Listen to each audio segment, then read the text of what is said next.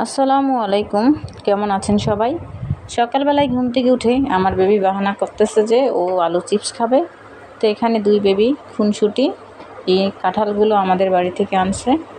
তো আমার এক আত্মীয় হঠাৎ করে ফোন দিছে যে আমার বাসায় আসবে। ও সহসা আমার বাসায় আসে না, হঠাৎ করে হয়তো বা কোনো কাজ আছে এখানে, তো আমাকে বলতেছে যে এখানে আসবে। তো ওর জন্য রান্নাবান্না করে আমার বড় বেবিটার আবার স্কুল আছে, তো ওকে আবার রেডি করিয়ে ওর আব্বুর সাথে আজকে স্কুলে পাঠাবো।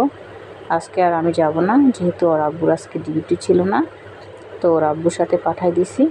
হঠাৎ করে আবার আমার আত্মীয়টা ফোন দিছে যে তুই আর যাই করিস, তোর হাতের কচুরলতি আর ডাল ভুনাটা অবশ্যই করবি।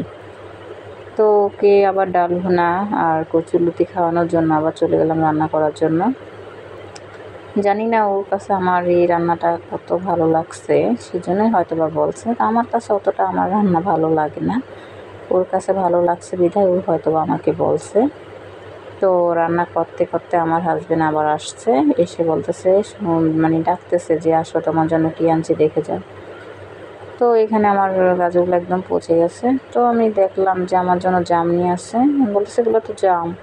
বলে যাও খুলে দেখো। আল্লাহ, খুলে আমি পুরাই অবাক, এত সুন্দর দেখতে, যেন গাছ থেকে এখনই পেরে আনছে, এত ভালো লাগছে দেখতে।